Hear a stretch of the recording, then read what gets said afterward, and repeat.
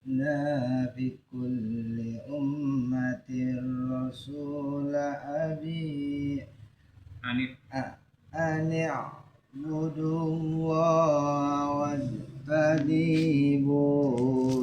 الطاغوت فمنهم من هدى الله ومنهم من حقت عليه الضلالة فسيروا في الأرض فانظروا كيف كان عاقبة المكذبين. Dan sungguh kami telah mengutus seorang rasul untuk setiap umat untuk menyerukan sembahlah Allah dan jauhilah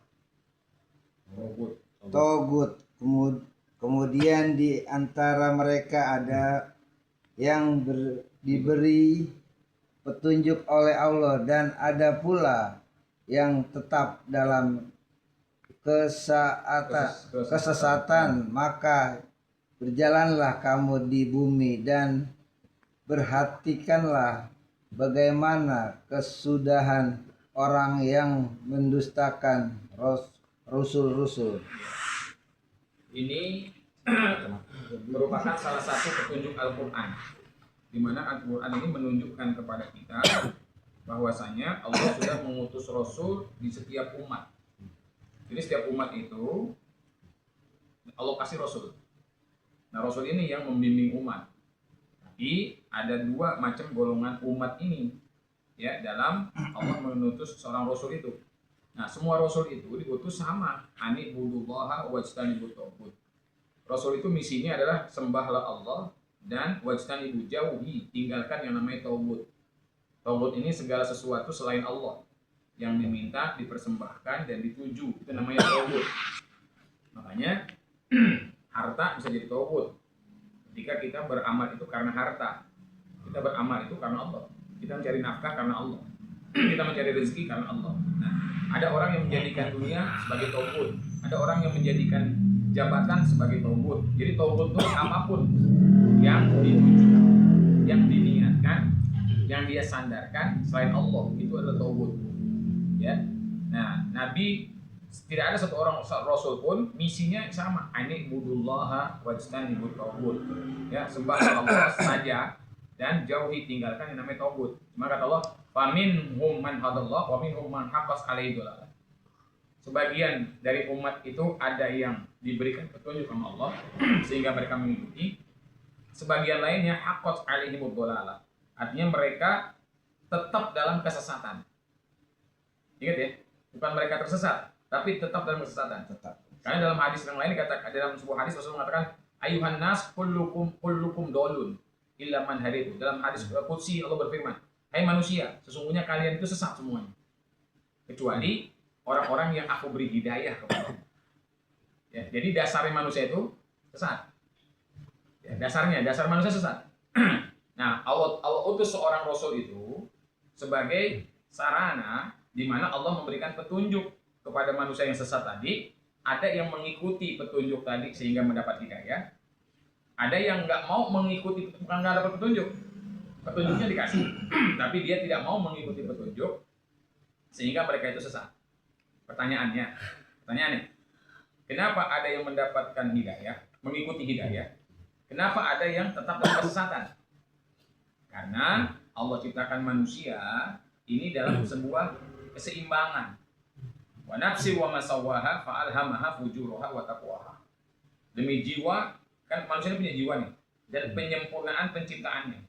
Sungguh telah aku berikan kepada jiwa ini fujur, takwa. Ingkar kepada Allah tadi, makanya disebutnya pertama fujur dulu, baru takwa.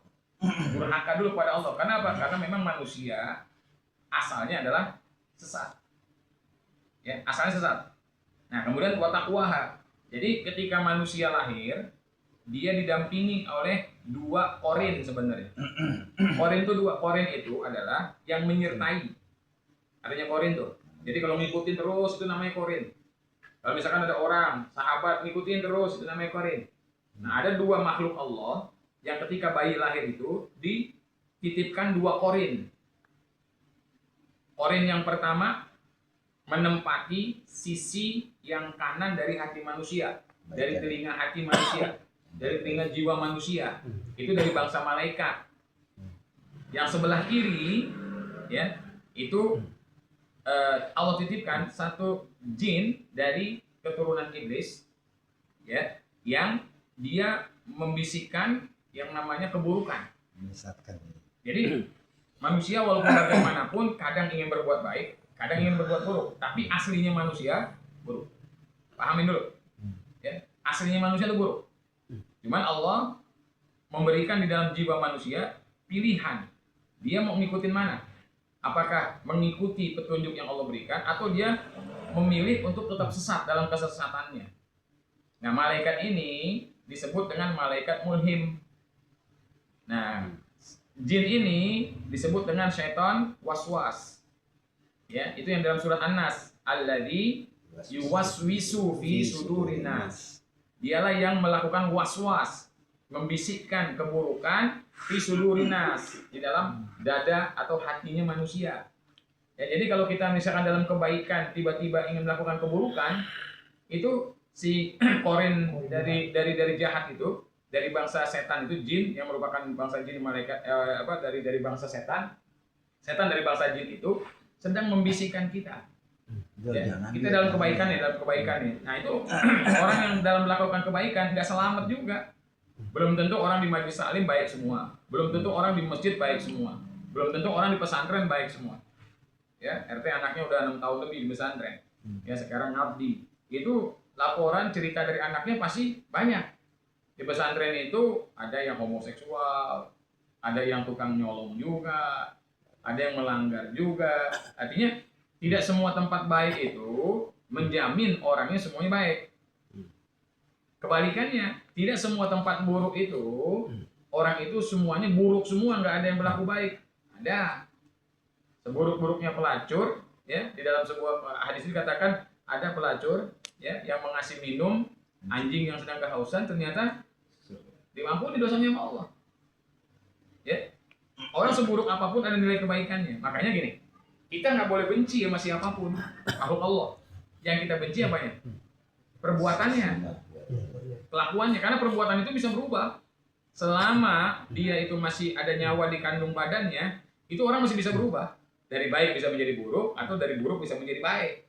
Atau orang baik semakin baik, atau orang buruk semakin buruk. Nah, kita harus pahami nih. Karena kita sedang mengkaji Al-Quran yang merupakan sumber dari petunjuk Allah. Dan sekarang ini Allah memperlihatkan kepada kita, di mana Allah sudah tetapkan nih ilmunya nih, pahamin kata Allah. Ya, sesungguhnya kata Allah Subhanahu wa taala, "Walaqad ba'atsna", sesungguhnya telah aku utus fi kulli ummatin, dalam setiap umat itu enggak ada, semua itu mendapat hak untuk dicerahkan sama Allah. Ya. Nah, Allah tidak berbicara langsung kepada manusia, tapi Allah utus utusannya yang disebut dengan rasulan. Rasul itu artinya apa sih? Rasul itu artinya utusan Allah. Yang diutus sama Allah buat menyampaikan kepada manusia. Nah, malaikat ada yang ditugaskan sama Allah untuk menyampaikan wahyu kepada Rasul. Dia juga namanya Rasul juga. Rasul utusan dari bangsa malaikat, itu tugasnya Jibril, memberikan wahyu. Ya, nah dari bangsa manusia ada Rasul, ya, yang dipilih sama Allah. Dari sekian banyak manusia itu dipilih, dan ingat ya, yang namanya Rasul itu bukan ambisi. Yang namanya Rasul itu pilihan, Allah yang milih. Dan yang namanya Rasul itu bukan dia mengaku atau mengajukan diri atau dia menjadikan ini saya Rasul nih, nggak bisa. Itu dia Al-Mustafa, dia itu dipilih sama Allah. Dan Rasul itu ada ciri-cirinya. Salah satu ciri-ciri Rasul itu adalah mukjizat. Makanya harus hati-hati antara mukjizat dengan sihir, itu sangat beda tipis. Ya, karena ada orang-orang yang ngaku Rasul tapi dia adalah tukang sihir. Contoh, tidak tanggung-tanggung Fir'aun itu mengaku dirinya Tuhan. Ketika Nabi Musa itu mengatakan ana Rasulullah, aku ini utusan Allah yang diutus untuk engkau, untuk Bani Israel, Nah, maka apa yang terjadi? Fir'aun, enggak, kamu bukan Rasul, saya malah Tuhannya nih. Nah, apa yang diajukan oleh si Fir'aun? Nah, dia majukan tuh tukang-tukang sihirnya. Nah, ketika dia lemparkan tali temali itu jadi ular-ular kecil, apakah Nabi Musa tahu bahwasanya tongkatnya itu bakalan bisa jadi ular? Nggak tahu. Jadi yang namanya mukjizat itu dia nggak tahu kapan datangnya. Yang namanya mukjizat itu sesuatu yang nggak dipelajari. Makanya tidak ada mukjizat yang berulang. Kalau misalkan ada sesuatu berulang, dia bukan mukjizat, tapi sihir. Berapa kali Nabi Musa mengetukkan tongkatnya, kemudian laut terbelah? Berapa kali? Itu cuma sekali. Nggak mentang-mentang, wah bisa nih besok nih laut sana, saya cobain lagi ketok wah terbelah, nggak bisa. Ya, nah itu yang hal yang memang Rasul itu dimodalin sama Allah mukjizat. Dan mukjizat itulah petunjuk Allah untuk manusia menguatkan bahwasanya ini adalah Rasul. Mereka tahu walaqad ba'atsna fi kulli ummatin rasulan. Setiap umat itu aku utus. Allah nggak mau membuat aniaya karena Allah itu tidak menzolimi hambanya. Kalau orang itu tidak mau beriman, dia kafir, dia bermaksiat, itu pilihannya. Jangan salahkan takdir. Kan ada orang yang imannya lemah dan ilmunya lemah terhadap takdir, atau menyatakan begini, oh dia mah baik, emang takdirnya baik. Dia mah jahat, emang takdirnya jahat. Tahu mas, hati-hati. Dalam memahami keimanan kepada kodok dan kodar, itu ada 3 kelompok. Yang selamat itu yang tengah-tengah. Yang nggak selamat itu yang 2 ini. Yang pertama adalah yang mengatakan hidup itu terpaksa. Itu kelompok Qadariyah. Jadi walaupun saya begini-begini, saya ibadah, saya berbuat baik, tapi kalau akhirnya saya mau penghuni neraka, ya masuk neraka juga. Itu Qadariyah. Jadi pasrah aja, kita hidup terpaksa. Nah ada lagi, maaf, itu Jabariyah. Ya. Nah, ada lagi yang namanya Qadariyah. Qadariyah itu orang hidup itu bagaimana dia. Ya, pokoknya nggak ada campur tangan Allah. Nah ini juga salah juga. Nah kita tuh yang selamat di tengah-tengah. Kita itu ada pilihan. Pilihannya adalah berbuat baik. Nah ketika kita berbuat baik, di sini adalah ada bisikan di dalam hati kita. Nah ini malaikat yang sedang berbisik.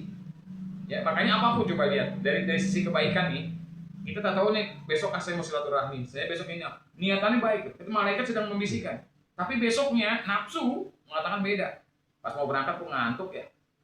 Pas mau berangkat baru berhitung tuh, ya kalau saya misalkan silaturahmi, lagi arisan keluarga, ke sana ongkos sekian, ini sekian, belum capeknya, belum waktu kebuang, udah transfer aja dah. Yang penting kan ikut arisannya. Nah, lihat. Artinya malaikat mulhim sudah membisikkan, tapi berlalunya waktu ternyata si korin was-was ini, ya dari setan ini membisikkan kepada kita.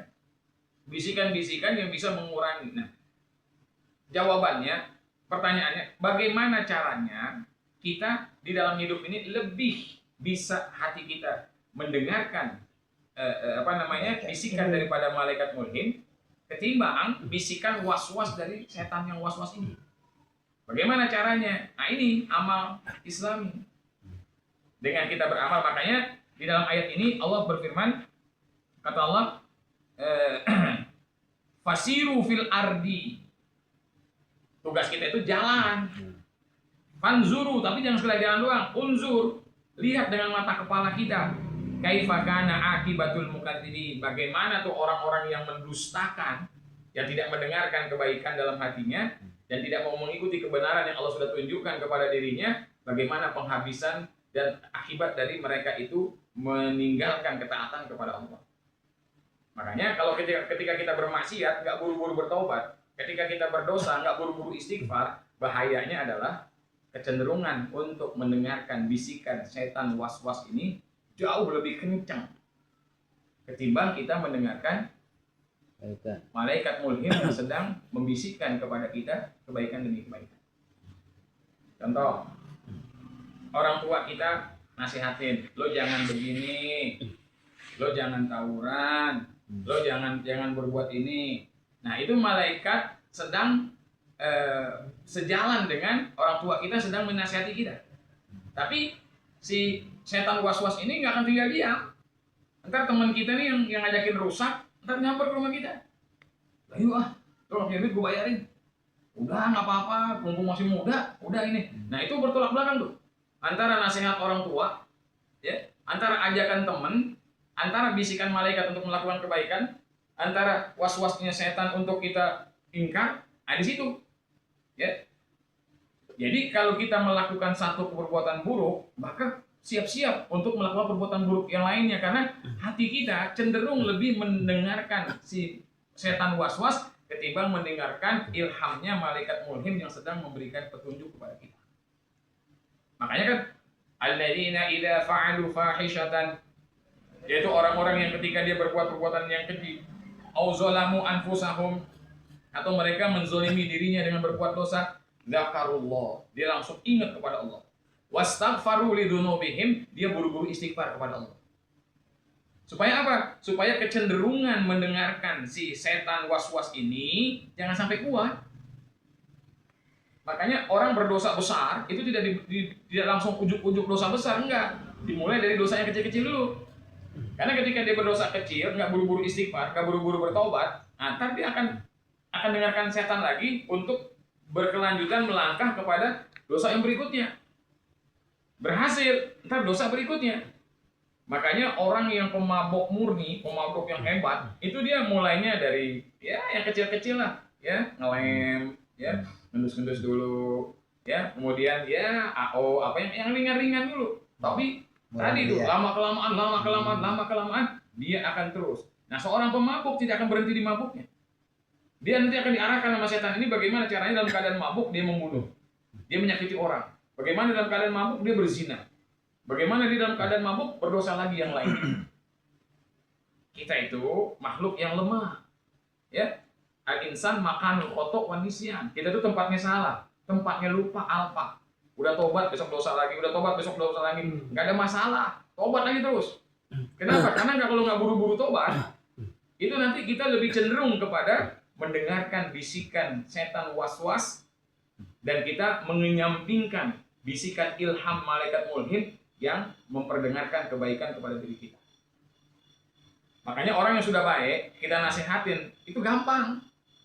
Ya saya katakan, orang kalau pengajian kayak begini nih, diajak baik mah gampang. Karena memang dasarnya itu udah baik. Tinggal melanjutkan kebaikannya. Nah yang sulit itu adalah ketika orang hatinya sudah berat dengan dosanya, sehingga kecenderungan dia mendengarkan was-wasnya setan, nah, kita bisa mengangkat dia. Ini baru hebat. Dan disinilah tugasnya para ulama sabar dalam berdakwah, sabar dalam mendekati. Karena orang yang sudah tercebur dengan dosa yang besar, nggak gampang untuk mengangkat dia dari kubangan dosa itu, nggak gampang, susah. Susahnya luar biasa karena hatinya lebih dekat tadi. Ya, kalau ibarat magnet itu dia ada daya tarik yang menarik dirinya untuk mendengarkan was-wasnya setan tadi. Nah makanya kita kan diajarkan sama Rasul kalau sebelum tidur ya zikir pagi, zikir sore itu nggak boleh kurang baca 3 kali kulhu dan baca 2 surat perlindungan. Di antara perlindungan kita kepada Allah adalah qul a'udzu birabbin nas, malikin nas, ilahin nas, min syarril waswasil khannas. Ya min syarril waswasil khannas. Yaitu yang membisikkan itu alladzi waswisu fi sudurin nas. Itu bukan mereka waswas itu yang yuwaswisu fi sudur dalam hati kita. Itu ada 2, minal jinnati wan nas. Ada bisikannya langsung dari setan waswas, ada bisikannya dari manusia yang merupakan anak atau anak buah atau pesuruhnya setan yang untuk mengajak orang tadi supaya berbuat perbuatan yang buruk. Nah, di sini maka para jamaah sekalian, Allah itu memberikan hidayah semuanya. Tapi ada yang mengikutinya, ada yang tidak. Makanya kita begini, minta doa sama Allah. Allahumma arinal haqqa haqqa warzuqna tiba'ah. Ya Allah, berikan tunjukkan kepadaku yang benar adalah benar. Itu minta apa? Minta hidayah. Tapi kita minta kepada Allah warzuqna tiba'ah. Bukan hanya sekedar kau tunjukkan saja ya Allah. Bukan hanya kau sekedar perlihatkan saja ya Allah, tapi karuniakan kepadaku warzuqna tiba'ah. Bagaimana saya bisa mengikuti apa yang sudah kaya lihat dari kebaikan dan kebenaran. Wa arinal batila batila. Ya Allah, tunjukkan kepada aku yang batil adalah batil, yang dosa adalah dosa. Tunjukkan padaku ya Allah petunjukmu supaya aku tidak terpuruk pada perbuatan yang buruk. Ya. Tapi bukan itu saja ya Allah. Banyak orang yang tunjukkan itu buruk tapi dia juga melakukannya. Maka warzuqna ijtinaba. Karuniakan kepadaku ya Allah agar aku bisa melawan itu dan aku menjauhi perbuatan yang buruk itu yang telah Engkau perlihatkan kepadaku. Sebabnya apa? Kalau kita tanya nih maling kita tanya, maling, ketangkep. Kamu tahu nggak hukumnya mencuri itu apa? Tahu. Koruptor ketangkep, tanya sama dia. Tahu nggak dia hukumnya korupsi itu apa? Tahu. Pelacur yang menjajakan dirinya, tanya sama dia. Ya, tahu nggak dosanya ngelacur? Tahu. Pada tahu semua. Itu artinya apa? Dia kan diperlihatkan sama Allah. Diberikan pengetahuan sama Allah sampai petunjuk kepada dirinya. Tapi dia lemah, tidak bisa menyelamatkan dirinya untuk tidak melakukannya. Makanya bukan sekedar petunjuk doang supaya diperlihatkan saja, tapi kita minta warzuqna ittiba'ah supaya kita dikaruniakan Allah, ya diberikan rezeki untuk mengikuti kebaikan, dan warzuqna ijtinaba dan diberikan kekuatan kepada Allah untuk menghindari, menjauhi apa-apa yang Allah sudah perlihatkan kepada kita, beritahu kepada kita bahwasanya itu adalah sebuah keburukan. Ya, makanya para jamaah sekalian, kenapa sih kalau kita lihat ya, orang ada yang gara-gara judi rumah tangganya berantakan, anaknya pendidikannya nggak jelas, orang tuanya udah nggak redo kepada dirinya, bininya minta diceraiin. Itu kan sudah hal yang bertubi-tubi sebenarnya Allah perlihatkan kepada dia. Tapi kenapa? Jawabannya, dia tidak bisa keluar dari kungkungan kebiasaan buruknya itu karena dia tidak pernah sadar dan mau bertobat kepada Allah. Makanya begini para jamaah sekalian, ketika kita ini jalan di atas jalan yang lurus, setan itu berusaha untuk membelokkan. Kalau bahasanya suratul Fatihah itu ghairul maghdubi alaihim waladdallin. Bukan jalannya orang Yahudi dan bukan jalannya orang Nasrani. Kita itu benar-benar jalan yang lurus, shiratal mustaqim. Yang kita minta kepada Allah tuh, ihdinas shiratal mustaqim. Ya. Nah, ketika kita berbelok, maka kita disuruh buru-buru balik lagi. Itu yang disebut dengan taubat. Taubat itu adalah kembali. Taba yatubu taubatan artinya kembali. Kita ini udah bukan di track yang benar. Kita ini bukan di jalur yang benar nih, karena udah menceng. Nah, maka bagaimana caranya menyelamatkan diri kita? Bertaubat, balik lagi ke jalan yang benar. Sambil mohon ampun atas kesalahan yang kemarin belok. Nah, ada orang yang bertaubat itu entar-entaran. Misalkan nih, kerja nih. Aduh, gimana lagi kalau nggak korupsi sekarang? Udah nggak apa-apa dah, korupsi aja dulu. Ya, udah kumpulin aja dulu. Ntar kalau saya udah pensiun, kalau saya udah ini, baru saya berhenti. Nah, di situ tuh, dia tertipu sama setan. Seakan-akan dia ada masanya di mana ketika dia ini dia bisa bertobat. Padahal semakin jauh jalannya, semakin dia mendengarkan was-wasnya setan, semakin dia susah untuk kembali ke jalan yang benar. Ya. Nah, ini pelajaran buat diri kita. Makanya kita jangan pernah mentoleransi kalau anak kita melakukan keburukan. Jangan. Anak bohong nih, kasih pengertian. Jangan ditokon, jangan enggak. Nah, enggak boleh bohong ya. Ya, dan doakan dia. Doakan di depan dia. Ya Allah, ini anakku. Ya, berikan petunjuk ya Allah kepada anakku ini supaya dia jangan berbohong. Ketimbang kita maki-maki, dasar kamu masih kecil udah berbohong. Ntar anaknya itu berontak. Daripada seperti itu, kita ambil hatinya. Bagaimana caranya? Deketi anaknya. Ya, kita tanya kepada dia, "Nak, jangan berbohong ya. Bohong itu adalah pangkalnya dosa. Semua perbuatan yang besar-besar dosanya itu diawali dengan berbohong, Nak. Ya, maka ayo angkat tangan kamu. Bapak ingin berdoa kepada Allah. Ya Allah, anak saya Fulan namanya ini, berikan petunjuk kepada anakku ya Allah supaya dia jangan berbohong." Nah, itu ada sentuhan psikologis. Sentuhan kejiwaan anak, walaupun kita nggak marahin, itu dahsyat, lebih dahsyat daripada kita marahin, lebih dahsyat lagi ketika kita doain di hadapan dia dan dia mendengar doa kita. Ya, artinya, oh bapak gua perhatiin gua, bapak gua ngedoain yang baik. Nah, itu anak akan terangsang jiwanya. Nah, disitulah kita ketika jangan kita mendengarkan was-wasnya setan. Yang mengatakan masih kecil itu mah biasa, anak kecil mah biasa bohong. Kan begitu? Oh, dia mah masih kecil bandel, biasa anak kecil mah bandel. Apalagi di kita, kalau ada anak yatim bandel ditoleransi. Biasa di mana-mana mah, anak yatim mah pada bandel-bandel. Nggak boleh.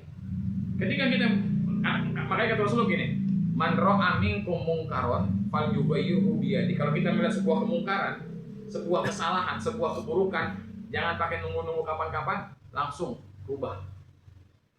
Pada siapapun, langsung rubah. Karena kalau nggak buru-buru ngerubah, ini melekat hatinya nih. Ya, dengan kemaksiatan, ya, dengan kemungkaran. Ya lama-lama nanti susah dia untuk mendengarkan ilhamnya malaikat mulhim yang membisikkan kebaikan. Banyak orang yang sudah dinasihati sama orang tuanya, nasihatin sama istrinya, nasihatin sama ini, nggak ada yang masuk sedikit pun nasihat itu. Kenapa? Karena dia lebih mendengarkan dan memilih bisikan setan was-was ketimbang ilhamnya yang Allah berikan kepada dalam hati. Makanya jangan katakan orang-orang yang masuk neraka itu mereka nggak dapat petunjuk. Dapat petunjuk. Cuman mereka itu tidak mengikuti petunjuk Allah. Haqqat alaihimud dhalalah. Mereka tetap kekeh dengan kesesatan dirinya. Ya. Nah, kalau kita paham dengan hadis qudsi ini bahwasanya seluruh manusia itu sesat, maka tugas kita adalah kita pengen keluar dari kesesatan. Pahamin dulu nih. Ya. Kita pengen keluar dari kesesatan.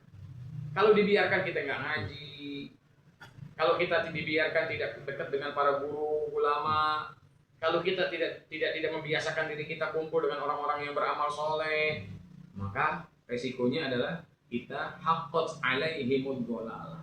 Kita tetap kekeh dengan kesesatan kita.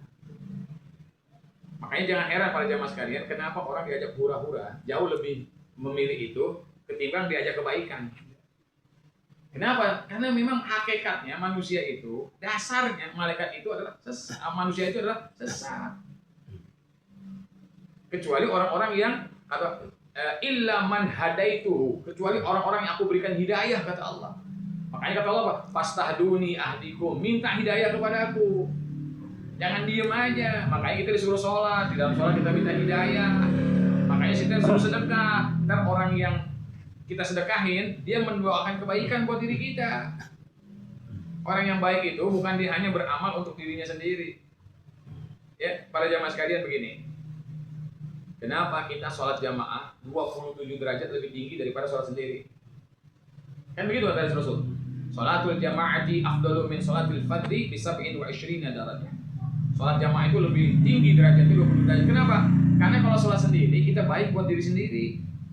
Tapi kalau kita sholat jamaah, ngajarin anak, tuh lihat bapak lu jamaah, apalagi ngajak anak kita berjamaah, apalagi kita ngajak orang bisa berjamaah, pahalanya bisa lebih. Dan kalau kita berjamaah, kita nolong yang lain. Kalau kita di masjid walaupun sendiri nggak ada jamaah namanya. Bedakan antara sholat berjamaah dengan sholat di masjid. Ya, karena kalimatnya bukan sholat di masjid. Kalimatnya adalah sholatul jamaati. Artinya sholat berjamaah. Makanya diperbolehkan orang yang sudah sholat fardu, kemudian dia sholat fardu lagi. Boleh. Misalkan nih, saya habis sholat subuh atau habis sholat zuhur atau habis sholat asar, ya saya zikir, ya habis asar misalkan saya zikir. Tiba-tiba ada tukang Grab, tukang Gojek gitu kan, sholatnya terlambat tuh sendiri kan.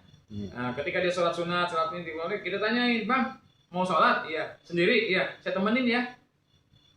Saya temenin ya. Nah, kita nemenin dia, padahal kita udah sholat. Nah, sholat yang kedua itu bukan fardu buat kita. Sholat yang kedua itu adalah sunnah buat kita. Untuk menolong saudara kita yang tadinya cuma dapat 1 derajat, akhirnya karena kita menjadi jamaah dari sholat itu, sehingga dia mendapat jadi 27 derajat, dan itu diperbolehkan.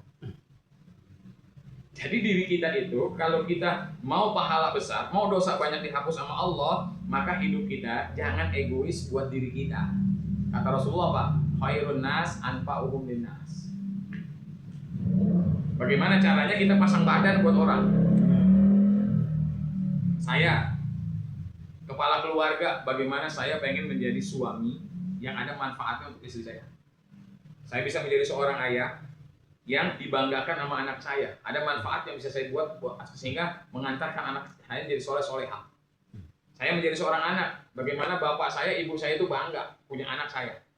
ya, dan ada kemanfaatan, ya. Makanya ada anak yang menghajikan orang tua, anak yang mengumrohkan orang tua, anak yang membangunkan masjid buat orang tua. Hebatnya luar biasa. Karena dia tidak memikirkan dirinya. Hidupnya itu adalah untuk orang lain.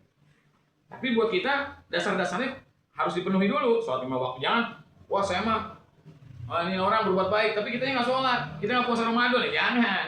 Kita ini dulu bentengin dulu. Nah setelah kita bentengin, usahakan kita itu beramal itu untuk orang lain.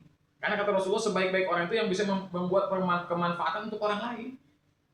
Gak apa-apa lah duit saya keluar, gak apa-apa tenaga saya capek, gak apa-apa saya sampai begadang-begadang juga. Yang penting ada manfaat yang saya berikan untuk orang lain jadi baik. Itu prinsip hidup. Makanya satu amal ibadah itu akan membawa kepada ibadah yang berikutnya. Nah, ini penutupnya. Kita baca surat Al-Baqarah ya, ayat 21.